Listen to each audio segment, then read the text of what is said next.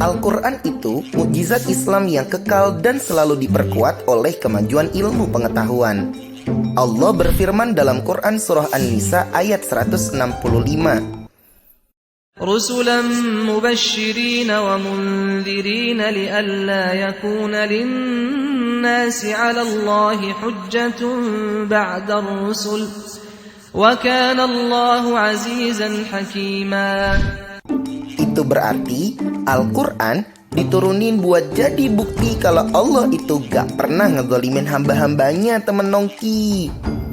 Perkembangan dan kemajuan berpikir manusia senantiasa disertai oleh wahyu yang sesuai buat nyelesain problem-problem masyarakat. Tapi temen nongki, Al-Quran itu terlalu indah buat langsung gitu aja dipahamin oleh kita semua. Jadi Allah ngutus Nabi Muhammad SAW biar risalah itu bener-bener nyampe dan dipahamin juga dipraktekin sama kita semua. Nah, dari semenjak Quran diturunin, Quran baru selesai dibukuin pas zamannya Sayyidina Utsman loh, yaitu sekitar kurang lebih 13 tahun setelah Nabi wafat. Di masa itulah ayat-ayat Quran disatuin dengan tulisan yang seragam atau dikenal sebagai Rasm Utsmani, seperti yang ada di Quran kita sekarang ini, temen nongki. Penyeragaman ini supaya mencakup semua ragam bacaan Al-Quran yang terkenal dengan qiraat sab'ah, qiraat asyroh, dan seterusnya. Karena Quran itu turun dengan 7 dialek bahasa Arab loh, temen nongki. Belum selesai tahu. Al-Quran di zamannya Sayyidina Utsman itu masih kosong, alias belum ada harokat, titik, tanda baca, dan lain-lain. Nah, barulah pas Quran udah mulai tersebar ke luar negeri Arab, orang-orang mulai butuh tanda baca buat ngebaca Al-Quran, temen nongki. Orang pertama yang ngenalin tanda baca itu adalah Abu Al-Aswad Ad-Duali, sekitar kurang lebih 33 tahun setelah Quran dibukuin. Dari situ terus berkembang sampai jadi sama persis seperti Quran yang biasa kita baca, temen nongki.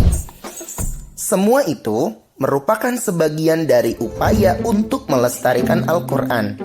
Upaya-upaya itu kemudian berkembang dengan munculnya tilawah, kaligrafi, tafsir, tajwid, dan lain-lain.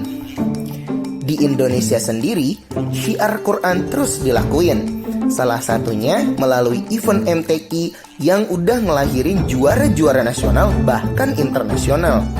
Misalnya Ustadz Muhammad Z.A., Ustadz Mastia Luhu, Ustadz Didin Sirajuddin AR, sang maestro kaligrafi Indonesia, dan masih banyak lagi. Gak cuman ngori atau kaligrafi yang dikembangin di MTQ, tapi ada banyak yang lainnya, kayak tafsir Quran, tahfidz, makalah Quran, syarhil Quran, fahmil Quran, qiraat sab'ah, murotal, bahkan ada juga qiraatul kutub dan tahfidz hadis juga loh, temen nongki. Makin gencar eventnya, makin gencar juga orang-orang yang pengen belajar dan ikut ngelestariin Al-Quran tentunya, terutama dari kalangan anak muda. Walaupun banyak generasi muda atau milenial yang gencar belajar Quran, tapi gak sedikit juga dari mereka yang salah paham tentang Quran dan maknanya.